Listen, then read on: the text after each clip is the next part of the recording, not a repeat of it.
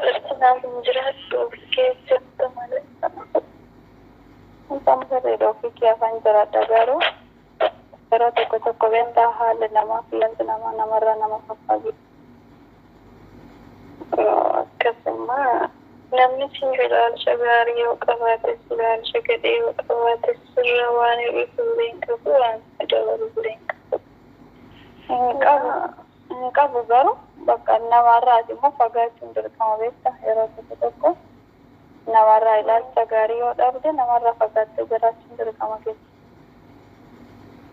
Kophaa hin jiraatamu qayyoo akkam ta'eyyuu namni namaa wajjin hin ture ta'u gaar baay'ee gaar jedhu warri namni koo yeroon siin jedhu nama hundaa miti kan ilaalcha gaarii sii qabaatus kan ilaalcha badaa sii qabaatu osoo hin ta'in namoonni gaarii namni maatiidhuma duuba latti keessayyuu namni ilaalcha tokkicha siif hin qabaatu. Kanuma firuma kee dhiiruma kee jechuudha. Iyyeen akkasii. Waan hundaafuu akkasii geenye dabarreeti. Baay'ee guddaan keessa darbuudha malee waan hundumaa iyyuu obsumaan obsi argamsee baay'ee darbeetu keenya. Darba hundi. Dhiyoo kanas isiin bilbilaan kara keessatti barbaada naan jettee naan dawwallee achanis nan irraanfadhee silas koomentii baranaa barsiisaatti isin barbaadetti.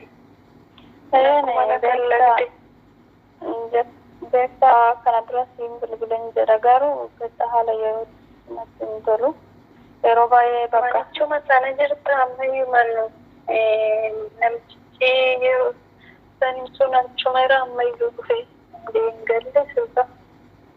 Namicha ammaa mana isaati eessa deema? Reef biyya isaa deeme irraa malee amma dhufee hin galle eessa deema? Amma kanas manooriyaa isaa achuma godhatee ta'a. Duraan manoora isaa asuma akkoo yaada biyya ofii galee ilaalee deebi'uuf deeme malee asuma jiraata. Akkasidhaan kun waan deemee fa'a. Achi taasisu waan jiraatu akkasuma jira. Innaa akkasii osoo si barbaadu achumaan kanan badee fi haaluma hojiitti wal qabatee dhugaa ijoollee jalatti yoo baay'ee argamu beektaa. Kasi argaa hin jiru dhugaanillee. Bilbilli duraan bilbila tokkoon itti banaa fi bilbilli takkitti gubannaan immoo tokkotti galee garees gadhiisee bakka takkitti hin qabu saniiniyyuu immoo sheeroon godhee yeroo lammaffaatti immoo deebi'ee sheer gochuudhaaf hin danda'u. Bareessuudhaaf iyyuu hin danda'u beektaa. Innaa kanaaf anani osoo waa si gaafadha jedhu dhiifamallee naa godhiiti. Achumaan badee jira. Maaliifii gaafa sanillee hin gaafadha kanan jedhe Profailii Jamaalirra godhattee turte innis immoo kan keetirra godhatee jira. Innaa akkuma beekamu immoo akka Jamal wajjin wal lolaa turre argitee turte. Isa malees immoo namni wal lolerra maqaa namaa dha'uun baay'ee ulfaata. Haa ta'u malee waan si gaafachuu barbaadee maaliif walirra keewwattanii gidduu keessan lamaan rakkootu jira moo maaliif na shakkee kana ni beektaa? Kanuma fiduuf jettanii garuu yoo dhugaas ta'e yoo sobas ta'e akkanatti dhibuu kanan maaliif ani fi Jamal dhugaa gochuuf isinillee yeroo baay'ee firaankiidhaa kan kireessanii dubbattu. Keessa namaati malee keessa namaan irra namaati malee si galee. Kanaaf guyyaa sanii isa soon laalu inni suura keessatti godhate solo beete soon laalu suura isaatirraa qabda. Sababa kanaatiif narraa adda bahuu barbaade durumaayyuu akkas kan haasaa walirraa qabu moo maal kan jiru tokko shakkisi gaafachuu kana jaalalaa fi kabajaan akkanatti. Yaadni kee 100% yaada dogoggoraadha. Maaliif gaafa sana hundaa'uun obboloomee gaafatte waan piroofaayilii sana inni irra godhe ani sirra godheef. Yaa oloomee nusitti isheenis turte gaafa sana jechuudha. Malte Jamal yani relation isaa isumatti dheengattuma dheengattayuu kan wal barreeyyu malee ani beeku isa beeku seenayyuun dura si beekamate jechuudha. Sana wanni walumaa galatti gara gaaffii keetiitti wandeebi'u gaafa sana inni ol bahitu ijoollee kamiyyuu jaakoo jedhanii beekta Jamaalii amalataa jechuudha. Kana jechuun immoo nama tokko wajjin qoosuu fi jaalalli salphaatti yookiin immoo caalmatti waanuma nama argite irraa si qabutti kan akka kanadhaan nama arge irraa jaalalli yeelan qabu isin jaalladhallee jedhu. Innaa kun immoo yuutuubiin immoo walumaa galatti eenyuun jaakoo inni waliin taphachaa fakkeenyaaf roobaa Aggaaroo Makoodii amma koolaa maal joodee kana hundumaa jechuudha nama dhaggeeffadha warreen qaban na dhaggeeffadhu kana xumursiiska soo kanaafi jechuudha inni wal bahee jaakoo jennaan eenyutu piroofaayilii nama ta'e piroofaayilii dhiiraarra godhatee wal bahee Siinqeesinyu piroofaayilii mucaa Amiinii Homaayii jedhamerra kanatti walfaati. Achi ta'uudha jaakoon jedhaniitu meedhaqii dhiisaala dhaqeenyuu piroofaayilii godhatee wal ba'a jedhe waan ta'uma keessatti irratti walumaan taphannee loomee anaa siinqeedhaa daraartuudhaa gaafa sana kan ture jechuudha.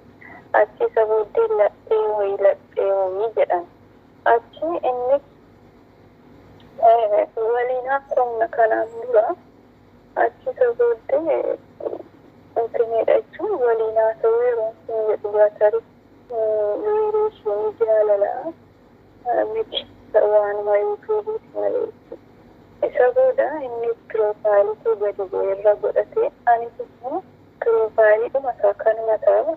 Loomee natti akkattiin piroofaayilii namaa achumarra gadi tuqate suuraa daawulood gootee illuma gootaa naan jettee achumaan booddee anis gadi bu'eetan suuraa isaarra godhe innis immoo suuraa irra godhe ol bahee jechuudha. Tapha dhagaahuun malee wanta biraa miti.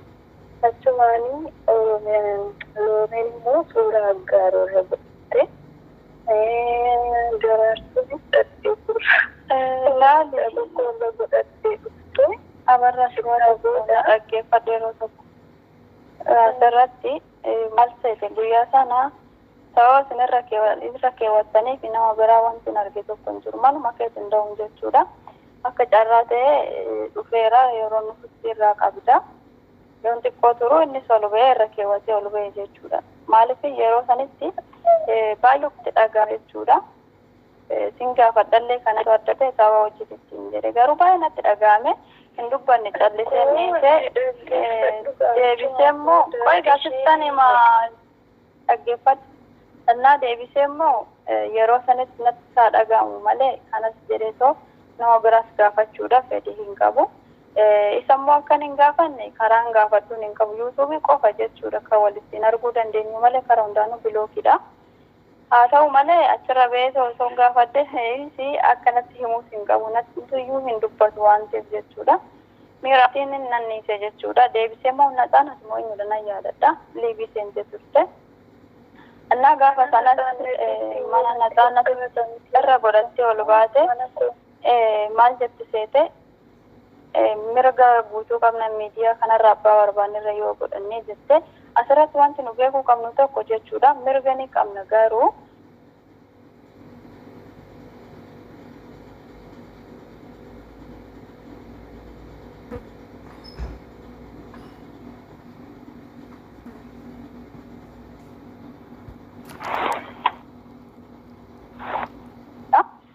haa ta'u malee achirra beekee osoo gaafadde akkanatti himuus hin qabu natti iyyuu hin dubbatu waan ta'eef jechuudha.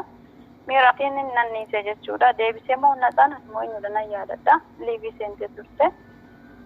እና gaafa sanas mana naxaanatu irra godhattee ol baate maal jettu seete mirga guutuu qabna miidiyaa kanarra abbaa barbaanirra yoo godhanne jette asirratti wanti nu beekuu qabnu tokko jechuudha mirga ni qabna garuu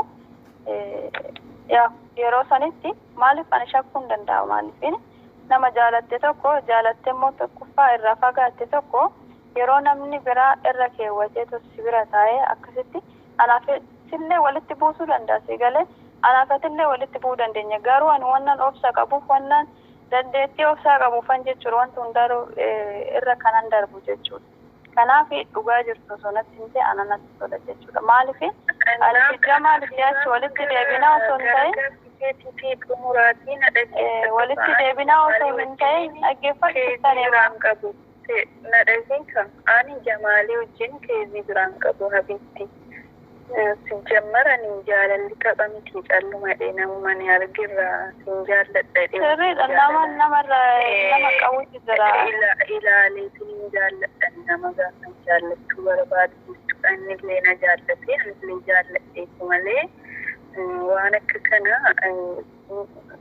100% yaanni kee baay'ee yaadatu gurgura dhugaa maaliif yoo jette ati namni miidiyaa fayyadamu tokko fakkeenyaaf ati yuutuubara mucaan kun illee yuutuubara namni tokko yoo piroofaayilii kee fuudhee suuraa kee fuudhee piroofaayilii irra godhate ati miidiyaati nama sooshaal miidiyaa yoo ta'e jechuudha dhaggeeffadhu sittan hima sooshaal miidiyaa yoo ta'e jechuudha eenyutu suura kee irratti dhiira kamtu fayyadamaa argite hin argamu jechuudha dhiiraa miti shamarri yoo hin fayyadamne sababni isaati jechuudha namni tokko jechuudha namoota tokko uumame haa ta'u malee immoo jechuudha yeroo sanitti deebinati immoo mana naxaanati irra teessee dubbatte jechuudha anallee na shakkisiisa jecha nagarse jechuudha haa ta'u mirga tokkollee hin qabdu sittan hima anamma qowanni asirratti sii deebisuu barbaadu tokkoffaa jamaalii wajjin ani keezii biraa homaa iyyuu hin qabu kan waaqayyoo keessatu argu jechuudha ati immoo waaqayyoo ni caaltu dhugaadha dhugaa ani nama waaqayyootti amanuudha nama dhugaatti amanuudha gadi kanaafu yeroo sanitti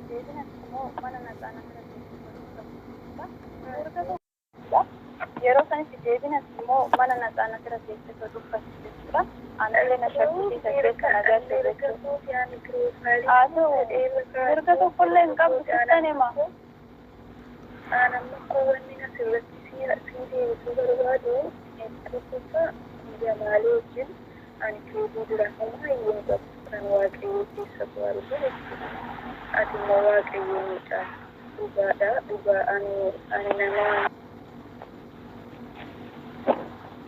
dhugaatti amanuudha gadi kanaafu dhugaan dhugaadha ani mucaa kana wajjin kuubuma takka waa'eedhuma waan malee irratti jaakoo inni jedhu san malee riileeshinii bira takkallee hin qabmanii jamaal kana jedhamu beeksitima yoo yaadattati of keessaa qabaatte of keessaa haqi nama biraa jaallate yoo inni fedhiisee ati tarii gooltaa barraati jaallatee na dhiiseessuu dandeessa kuni ani nama mataa kootii qaba nama jaalallee qabudha maal gochuun jaalallee nama irraa fudhadha an ofii kootii jaalallee qaba nama kan gooti jedhee na jaallatu nama gooti jedhee jaallatu qaba hameetti kun tapha miidiyaa irraati malee wanna keezii biraa miti anna wanni jiru kanumadha